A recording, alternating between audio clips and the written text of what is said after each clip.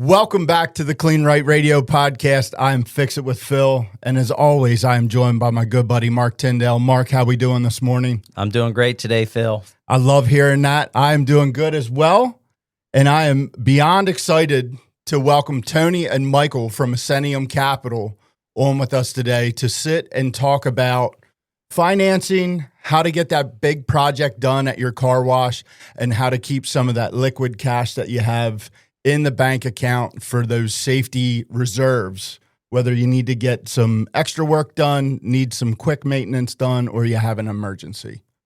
Guys, welcome to the show. How are we doing today? Doing great. Thanks a lot, guys. We really appreciate the opportunity to come on and talk to you guys and your audience, and we're excited to be here as well. Great. Mike, you doing all right? Yeah, guys.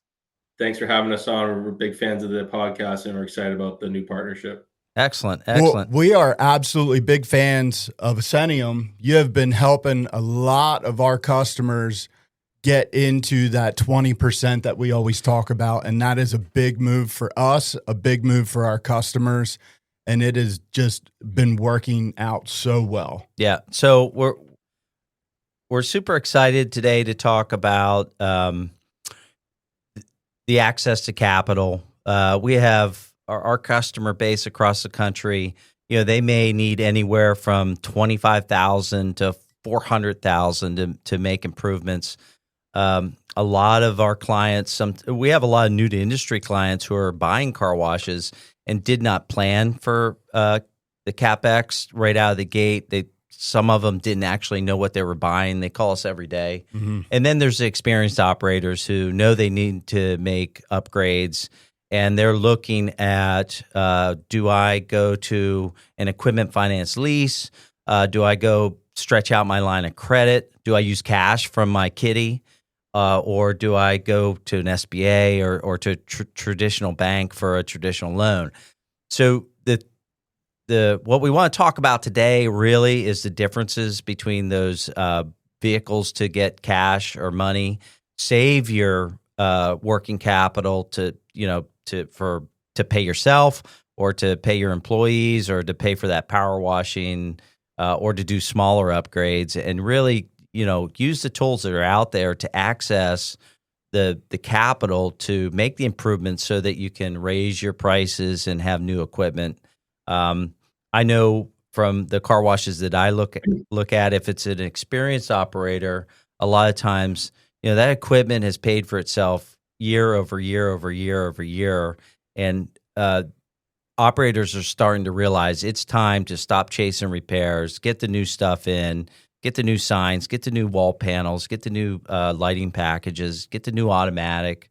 And they have competition now or that they didn't have before. So let's just dive into that. I think, Tony, in our prep, we were talking, you had some great comments about, let's start with the difference between the equipment finance lease, the SBA loan, the line of credit, and the bank. If we can just touch on each one of those so our viewers, listeners understand the main differences, and one being the equipment finance lease, which is quick access to capital, and on the other side of the spectrum, traditional bank financing, which is a longer churn to try to get that capital. And so I'll just let you dive into it. Yeah, you bet. Sure. Thanks. As you mentioned, there's a lot of vehicles. Some will get you there, some won't. And so just like when you select an equipment professional to help you determine what equipment is best for your wash and your business, a lot of things are taken into consideration. The location, the demographic, the traffic, the type of building, the utilities available. There's a lot of things to consider that some marketers may not be thinking about. The same is true when it comes to finance, and it's always a good idea to select a partner who can guide you in the right area. You want to talk to maybe several people to find out the vehicle that's best for you, but we specialize in equipment financing, like you said. we consider this convenient access to capital for equipment and some betterment projects, whether it's new equipment or repairs to existing equipment. If there's real estate involved in SBA, let's say it's an acquisition, or you've had the property for a while under land contract and you want to buy out the real estate, an SBA may be the way to go. If for those people who have really good relationships with their bank, sometimes the process is a little bit easier. But as you mentioned, those types of vehicles they come with more of a grueling process. They're going to require a lot more information than your typical equipment finance company. So yeah, I know. And that's go ahead. I know from just my personal experience because I've done both. I've done the bank loan for 7 figures to do that purchase and rehab, but I needed an automatic and I wanted to do it quickly, and the equipment finance lease was very simple, easy access, quick turnaround. So I didn't mean to interrupt you there because you were on a thought process, but I think that's important for people to understand. There's a big difference between where you guys are and where you need both. Everyone should actually, it's an and, it's not an or, I guess, from my perspective. That's right. The two most common types of financing for the smaller business is equipment financing or bank financing. To your point, a one-page application for an equipment finance company is common. If financials are required, our application only product goes up to $400,000. For most equipment finance companies, that will range between $250,000 and $400,000. Very little financial information is required. There isn't a lengthy underwriting process. Usually, we can get a response from credit off of an application in just a couple of hours. Whereas, to your point, bank financing isn't as friendly. They usually want 2, 3, sometimes 4 or 5 years of complete financial information. So tax returns, debt schedules, balance sheets, personal financial statements. They're really doing a deep dive, and they want to make sure that the debt to income ratio that they require is being met. They're going to look at a lot of different metrics to determine whether or not you're credit worthy. So go ahead. So for a guy like me, and I love using that phrase, a guy like me, I'm not a finance guy. I'm not, too privy to exactly how all this works. We're talking about loans of up to $400,000, but what all, when we're talking about an equipment loan as a mechanic, I'm immediately thinking the only thing I can use this money for is to buy a piece of equipment. Is that the case, or can I actually use, if I come to Ascentium for an equipment loan, can I use that to put up white paneling on the walls? Can I use that to update the lights? Can I use that, to tackle some of those projects along with the equipment upgrade as well? That's a great question. I'm glad you asked that, because a lot of people, when they think of equipment financing, they think, okay, I can buy the equipment with this financing, but then I've got to come out of pocket for everything else. Yeah. And while equipment financing, we're going to find that in order to qualify for an equipment finance agreement, or let's say a dollar out lease, which is a very similar product, the majority of that contract has to be equipment. So in our case, we have a very high soft cost tolerance. Soft costs are things like labor and freight and tax and in general construction costs, things that really aren't considered tangible. Mm-hmm. Equipment is typically referred to as the actual car wash system, the nuts and bolts, the mechanical part of the system.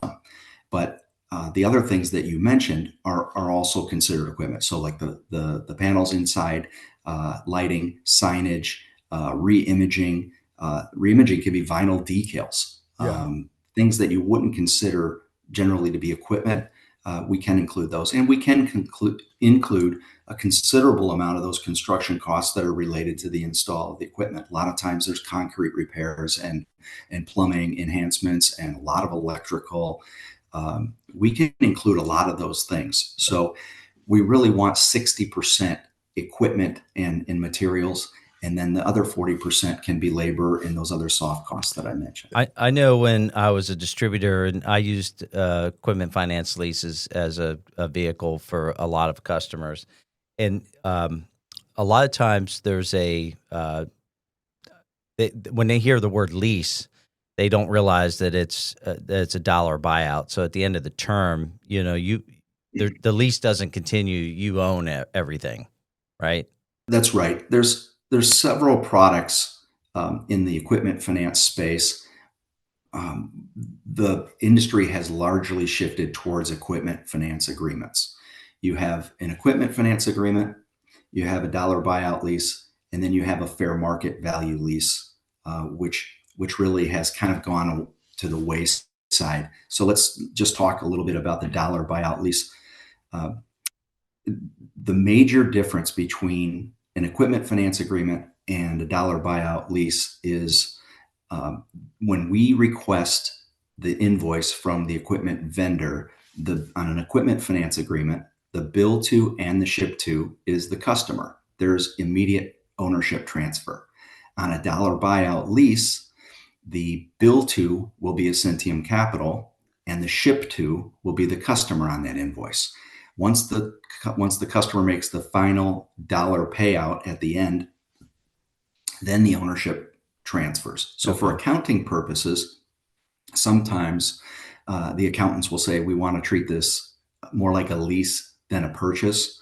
But with the enhancements to the IRS 179, I guess the evolution of the accelerated depreciation benefits through IRS 179, that's kind of pushed that product to the side.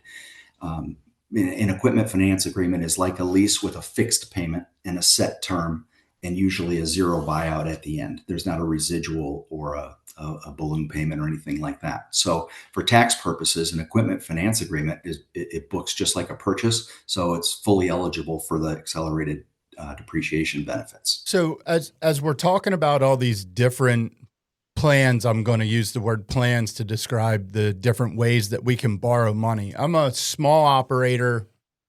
My business is starting to slow down a little bit. I know I need to make some enhancements to get that revenue to get back up. Let's say I have about $50,000 in the bank account sitting, free cash, just sitting, waiting. I don't really want to use that money up, but I know that I need to do, let's say, $250,000 worth of work. How do I know where I fall into what plan I would be eligible for, or what would be the best route for me to go? Is that, to present all those things and what I want to do to you, or is it, do I need to do some homework on my end? Where do I start? Yeah, again, it all comes down to knowledge is king, right? So when you're selecting a consultant or an equipment distributor, equipment distributors, are. I'm really impressed I was an equipment sales guy in a past life in a different industry, but I'm always impressed by our vendors' sales reps, because our equipment partners, they really know their stuff. A lot of them are marketers or have been marketers themselves. They really know the industry. They care about their customers. They're doing the best job to suggest the best remedies for the customer's problems. And as salespeople, we're problem solvers. We want to build those relationships with our customers. We want to learn what hurts, and we want to develop and help them deploy solutions that are going to fix the problem. So on the other side, it's equally as important to select a finance partner who can discuss these things with you. You tell your finance partner, listen, this is what we've got in liquid reserves. These are the enhancements that we're considering doing. We think this is the lift that we're going to get from them. And, we're formulating a plan. This is the amount of time we think that we're going to be affected during the renovations. We have once the old equipment comes out and the new equipment goes in, I mean, there's a lot of things that have to happen in between. So we're expecting some downtime. These are important things for us to know. And a lot of times we're working with our equipment suppliers like Kleen-Rite to get some information there too, that maybe the customer hasn't thought to ask or hasn't told us. We really want to know exactly where the customer stands from a credit perspective, from a capital reserve perspective. All these things will help us put together the right plan. Things that you wouldn't probably think to ask your bank. Mm-hmm. An equipment finance company, our motto is fast, flexible financing. We talked about the speed of the process, how quickly we can underwrite things, but really the ability to be flexible can play into a customer's plan. And I'll give you an example. Let's say the wash has been kind of up and down for the last year. It's finally to the point where it just can't be repaired anymore, but the marketer's been losing revenue because the equipment's been intermittent, or a big competitor came in down the street. The cone's out a lot. That's how we. Yep. When the cone's out a lot, it's time to consider, because you're paying that distributor, sometimes $150 an hour or more. And when I was a distributor, sometimes when the customers were paying me more in service a month than they were taking in revenue, it's time to consider new equipment. Exactly. And if you've got a little bit of money in the bank and all of a sudden you're starting to dip into it, you're getting nervous. So when somebody starts looking at the price tag of new equipment, it creates anxiety. And then when we hit them with what the monthly payment will be, they've got a really, they're excited about the potential earnings that this new, the new image and the new equipment can produce. But it can be nervous when you're thinking about putting that money out. So what we might think to do is offer either a deferred payment option where the customer, we pay for all of the equipment up front to cover some of that stabilization period that they might need to get going. Tony, that's right. Not to interrupt your path, but let's talk real quickly about the big beautiful bill, right? So can I finish I just want to finish the point because I think this is valuable. No, go for it. We love that. Yeah.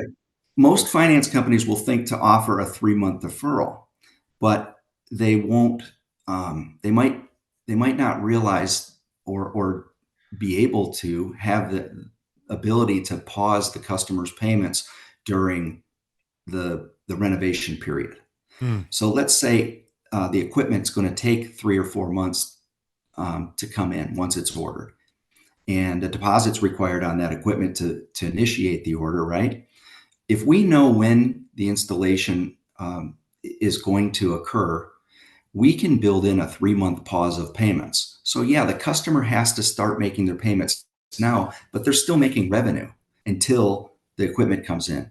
And then once the installation process starts, when those payments are paused, it really, they're not worried about making those payments when they don't see cars entering. Yeah, that's a great point. Helps alleviate some of that stress. Yeah. So we'll do that. We'll do seasonal payments for some too, so that we can maybe lower the payments, cut the payments in half during the summer and pay a little bit more during the winter. Those are things that we think to do when talking to a customer once we learn more about their business. Yep. So, Tony, depending on, let's talk about the depreciation effects of the big beautiful bill. Does whether you're doing an equipment finance lease or traditional bank, Mark, it's important to realize that the IRS 179 legislation has been around for decades. Yeah. So the big beautiful bill just enhanced. There were enhancements that came out of the big beautiful bill. So I think I was around for GW too, so I do remember. Some of these guys don't, but I took advantage of that for 20 years. So and you can certainly mention that. I think that's an important point too, that this thing has been around. It's just it it has circled back around. So does it matter what type of loan I'm going after? Does that change how these enhancements affect me? So, and I'm not a CPA, so I have to be careful of how I speak, but traditionally, the equipment that is eligible for the depreciation benefit, the accelerated depreciation, is equipment that you own. So if you have an IRS, I'm sorry, if you have a dollar buyout lease, Ascentium Capital technically owns that equipment until the end. So most accountants probably won't allow you to depreciate that asset. Whereas if you finance it through a bank, or if you pay cash, or you use an equipment finance agreement, the ownership transfer is immediate. So you can accelerate the depreciation on those items. So that's as a long as they're great put point. into service this year. That's a great point. If you want to take advantage of this through, let's say your company, you want to do the finance agreement. Equipment finance agreement, and 99.9% of the contracts that we write, and we write thousands, we're an enormous company. We write very few dollar buyout leases or fair market value. Our primary product is equipment finance agreement. And Right. there are some states where occasionally it makes more sense, but we don't talk about it. It's an equipment finance agreement for 99% of the customers is the best. I don't think I ever talk to anybody into a fair market value, only because, and correct me if I'm wrong, maybe it lowers the payment a little bit, but it's pay me now or pay me later kind of thing, right? I mean, there's a residual left over, and you don't want that. That's exactly right, Mark. And we can build a residual or a balloon payment into an EFA. Yeah. We can put it in the front, we can put it in the back. So you're accomplishing the same. There's not really a true operating lease that's compatible with this industry. It's not a copier. You're not going to rent 30% of the life of the machine and then turn it back over and to pay by Kleen-Rite. the piece of paper. I used to hate those. Yeah. I had a bunch of them. So you guys can cut up about all the different kinds of loans that there are, but really for me, and I would say some good portion of people like me listening to this podcast, is how does the enhancements of this depreciation help me at the end of the day? If I come to you and get $250,000 loan to do an equipment upgrade and whatnot, how do the enhancements to the big, beautiful bill help me with depreciation? And what does that look like for me as a business owner moving forward? Yeah, so I can just jump in here, guys. They recently signed One Big Beautiful Act. It's really given small businesses a big boost by really allowing them to reinstate and make permanent 100% bonus depreciation and enhancing tax deductions. So these changes empower our car washes and our business owners to better plan and capitalize on those opportunities with confidence. Like Tony mentioned, the IRS 179 has been in place for decades, and there's three major enhancements from our perspective that we've seen. So the first one would be the deduction limit increases, and it's doubled from 1.25 million to 2.5. The second one being a phase out threshold, increasing from 3.13 million all the way up to 4 million, which is significant. And then the bonus depreciation bumps back up from where we were at originally 40% to 100% indefinitely for qualified assets acquired on or after January 20th of this year, 2025. So, the new deduction limit and phase out threshold, those may be adjusted in upcoming years for inflation purposes, but that's where we are right now. And to an operator, because I experience this depreciation on an annual basis, it's huge, right? So I have partners, family members, and everybody hates estimated payments. When you have multiple businesses or more than one car wash, let's say you have you're a W-2 employee one place, but you have multiple businesses. Reducing that net operating income at the end of the year is a great tool, because if you have to increase your estimates every year, it feels like you're actually losing, right? And lowered estimates because of depreciation is just a great tool for operators who are one or two car washes to use capital for other things and not just park it into an estimated payment account for the IRS. To me, that's what it does for me. I don't know what it does for other folks. Well, one of the best parts, with Marc, with your customers, on every single approval we're grabbing, I'm sending your customers an estimate of the tax savings with each approval in the email represented with the equipment invoice and the approval. And the savings are represented as really a discount on your equipment. So that's just another small example of how we're providing value and adding value for our partners like Kleen-Rite wherever possible. Banks certainly have a purpose, and I'm always consulting our customers on this, but I tread lightly here, most smart business owners will finance equipment with an equipment finance company like us and leave their bank borrowing lines available for everything else. They know they can accelerate the depreciation on the equipment anyhow. They can save, let's say, 22% on their tax burden. Also worth considering, if you're using up all your bank borrowing power on equipment purchases and you have a need for a car wash, you have less flexibility at the end of the day. And you might be forced to go to a working capital unsecured market and pay an outrageous rate. So it just, equipment financing makes really good sense in these scenarios. Great. That's awesome. Awesome information for everyone listening. Yeah, I mean Marc? Yeah, go ahead, Tony. I just want to add, some of the listeners might be thinking, they might be wondering, do I have to depreciate 100% of that asset the first year when I put it in service? And the answer is no. Traditionally, assets have been for years and years were depreciated 20% over 5 years was really common. But with the IRS 179, if you want to take the accelerated depreciation benefit, you don't have to take 100% of it this year. A lot of times when equipment is installed towards the latter part of the year, the benefit of the additional revenue from that hasn't been realized yet. The benefit the lift will come next year. Yeah, you want to push it. You want to push it out. If I haven't made any money, I don't want to blow that all in 1 year. You can cut that up as well. Yeah. You can take 50% this year and 50% next year. I know our CPA does a calculation. He doesn't want to over depreciate. So the last big one we did, he spread it out over 3 to 5 years, and a good CPA can walk you through how much you want to depreciate, and you have to use the professionals that are out there.